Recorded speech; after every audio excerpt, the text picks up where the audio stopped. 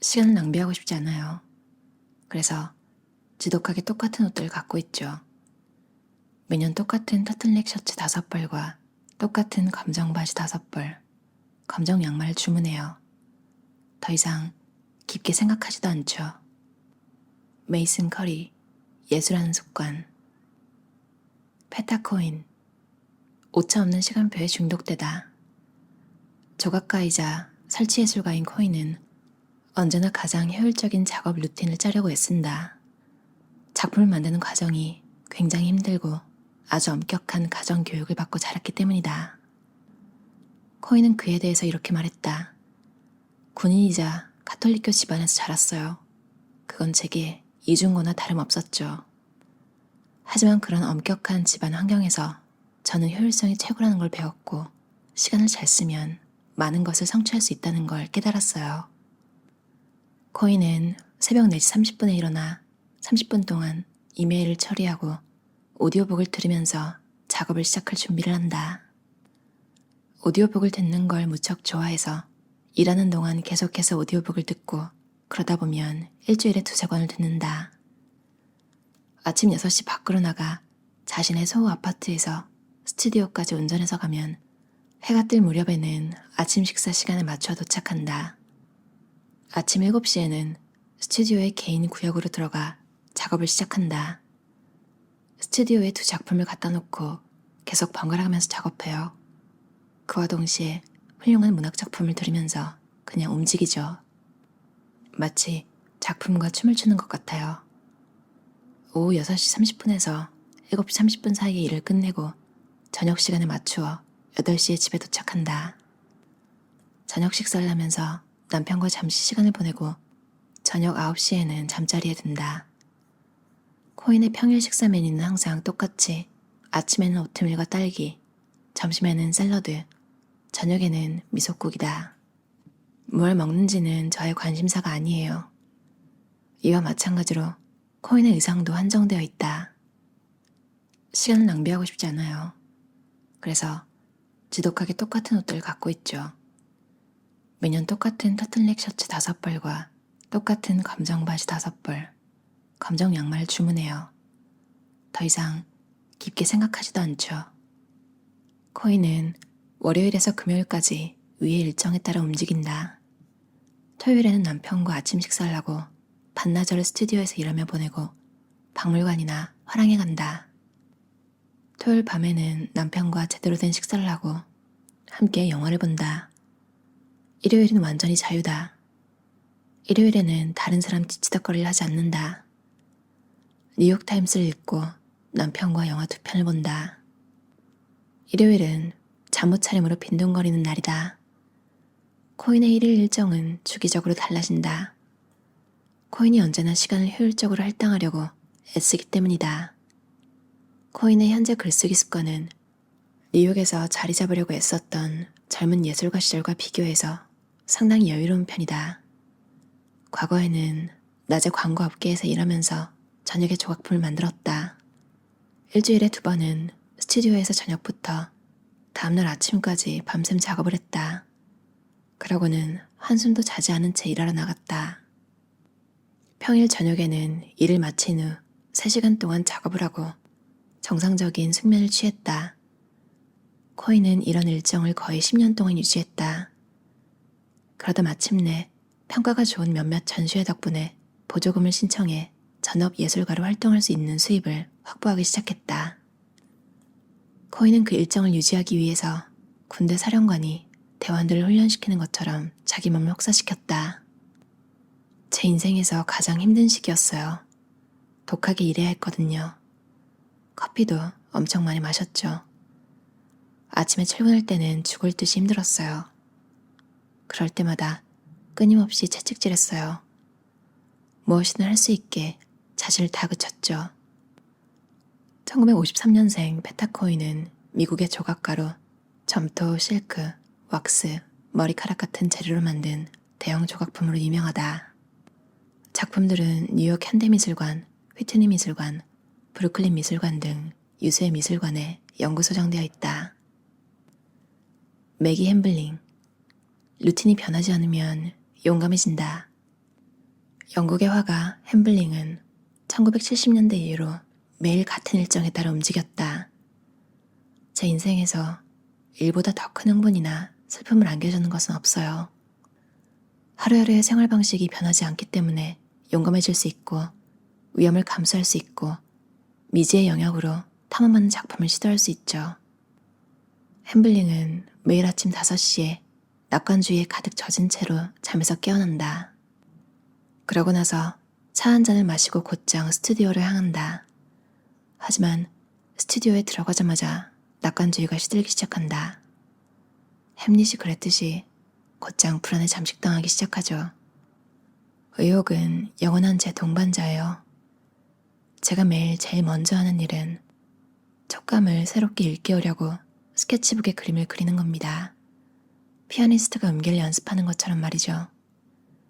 그 이후에 진한 커피를 마시면 언제 찾아올지 모르는 변덕스러운 뮤즈를 맞이할 준비를 하는 데 도움이 된다. 다 포기해버릴까 하고 진지하게 며칠 고민한 끝에야 비로소 뮤즈가 찾아오는 건 우연의 일치가 아닐 거예요. 햄블링은 이렇게 말했다. 햄블링은 조각가 브랑쿠시의 명언을 다르게 바꿔 말하기 좋아했다. 작품 하나를 완성하는 건 어렵지 않다. 그 일을 해낼 수 있는 올바른 상태가 되는 게 어렵다. 아침 9시에는 맛없는 건강식 뮤즐리와 비타민으로 간단하게 요기를 한다. 이어서 오후 1시에는 점심을 먹고 티베탄 테리어 룩스를 잠깐 산책시키러 나간다. 햄블링은 60년 동안 꾸준히 작품 활동을 했음에도 끊임없이 그 과정에 엄청난 불안을 느낀다. 하지만 그게 좋은 징조라고 생각한다. 모든 것이 실험 단계에 있어 봐야 해요. 그렇지 않으면 죽은 것과 같아요. 엘사 스키아파렐리, 초단위까지 시간을 지킬 것. 파리 패션계의 정상의 우뚝선 디자이너 스키아파렐리는 자수성가한 수많은 여성들처럼 일 중독자였다. 팔머 화이트는 1986년도 자서전에서 스키아파렐리의 일상을 아래와 같이 요약했다. 엘사는 전날 밤에 몇 시에 잠들었든 매일 아침 8시에 일어나 레몬주스와 물, 커피 한 잔을 아침 식사로 마시면서 신문을 읽고 사적인 서신들을 살펴보고 전화를 걸고 요리사에게 그날의 메뉴를 전달했다. 날씨가 좋으면 종종 걸어서 출근했다. 항상 늦지 않게 5분 일찍 이 엘사의 좌우명이었다.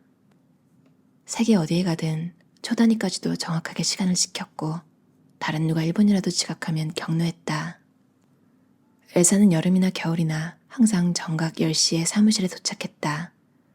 그러고는 단추가 2줄로 달려있는 하얀색 겉옷을 스커트와 블라우스 혹은 심플한 드레스 위에 걸치고 저녁 7시까지 넘치는 에너지를 발산하며 그 누구보다 더 열심히 일했다. 아침에 가장 창의적인 작곡가 샬럿 브레이. 베를린에서 활동하는 영국인 작곡가 브레이는 보통 아침 7시에 일어나 커피를 마시고 아침 식사를 한다. 그 직후에 집안에 꾸며놓은 사무실에서 일을 시작한다. 2017년에 브레인이 이렇게 말했다. 전 아침에 가장 창의적이에요. 그래서 아침에는 작곡 이외에 다른 일을 하지 않으려고 하죠. 그러자면 여러 날 동안 의식적으로 의지를 끌어모아야 한다. 작곡을 해야 할 때는 일부러 다른 일을 하지 않아요.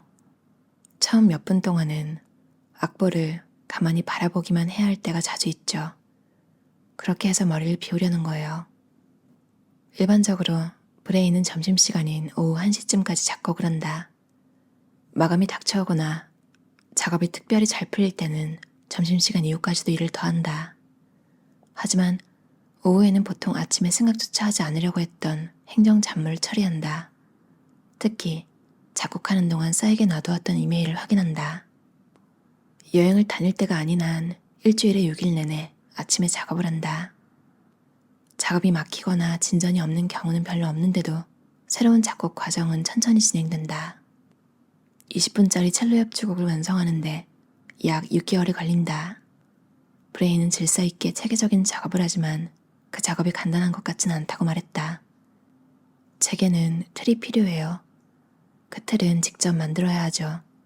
원하는 결과가 저절로 나타날 것 같진 않으니까요. 줄리아 울프. 아침, 작업하기 가장 좋은 시간. 뉴욕에 기반을 두고 활동하는 작곡가 울프의 이상적인 하루는 아침 7시 30분에서 8시에 시작된다. 그때 일어나 집에서 키우는 개를 데리고 허드슨 강으로 산책을 나간다. 그러고 나서 아침을 먹고 커피를 마신 후 일을 하러 간다. 마감이 닥쳤을 때는 밤낮으로 새로운 작곡에 몰두하고 잠잘 시간인 오후 11시나 자정까지도 일한다. 작업하기 가장 좋은 시기는 아침이라고 생각한다. 그냥 마음이 맑아지는 것 같아요.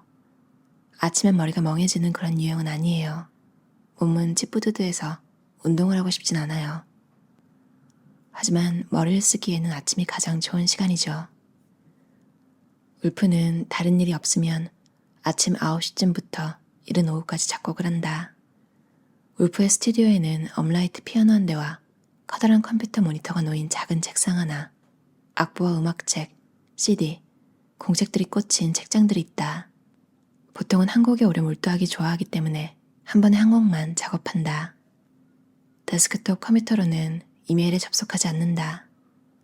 스튜디오에 있는 노트북으로 이메일을 확인할 수 있어서 종종 이메일을 확인하지만 가능하면 늦게까지 그 일을 미루려고 한다. 메이슨 커리 저자의 예술하는 습관이라는 책이었어요.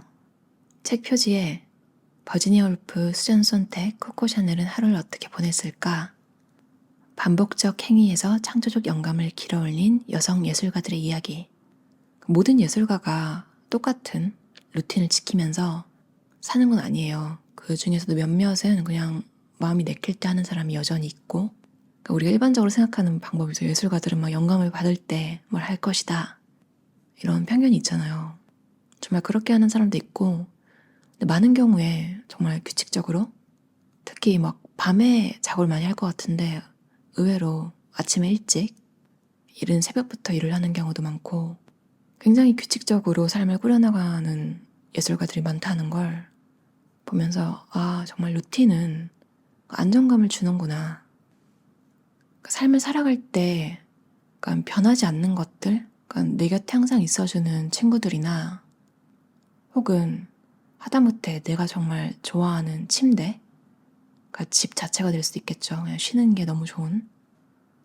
밖에서 엄청 힘든 일을 겪고 뭔가 항상 내 곁에 있는 것들, 집이나 사람들, 반려동물도 될 수도 있겠죠. 루틴도 나를 지켜주는 것 중에 하나인 것 같아요. 힘든 날에는, 특히 힘든 다음날, 막 정신이 멍하기도 하잖아요. 근데 그냥 생각하지 않고 평소에 하던 거 아침에 커피 만들고, 뭐 확인할 거 있으면 확인하고, 음악 들을 거 있으면 듣고, 인생을 항상 자동 모드로 살아야 되는 건 아니지만 참 우리는 슬픈 일이 있어도 사람으로서 해야 되는 건 해야 되잖아요. 씻고 밥 먹고 나를 챙겨주고, 내가 힘들어 죽겠어도 내가 먹기 싫어도 반려동물 밥은 잘 챙겨줘야 되고, 마냥 누워있을 수만은 없잖아요. 인간으로서의 의무. 어떻게 보면 나쁘게 생각하면 참 인간은 비극적이다. 정말 해야 할 사사로운 일이 정말 많다. 맞아요. 그래서 미니멀리즘에 끌리는 것도 있지만 어떻게 보면 그런 것들, 샤워하고 나면 기분 되게 좋잖아요.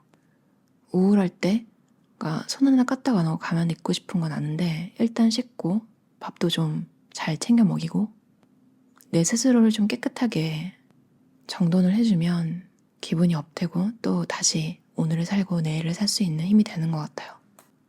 해야 할 일이 있는데 좀 진도가 안 나가시거나 시작을 못하고 계신 분은 이 책을 읽으면 굉장히 영감을 많이 받으실 것 같아요. 다들 여러분만의 루틴으로 행복하게 사셨으면 좋겠어요. 들어주셔서 감사합니다.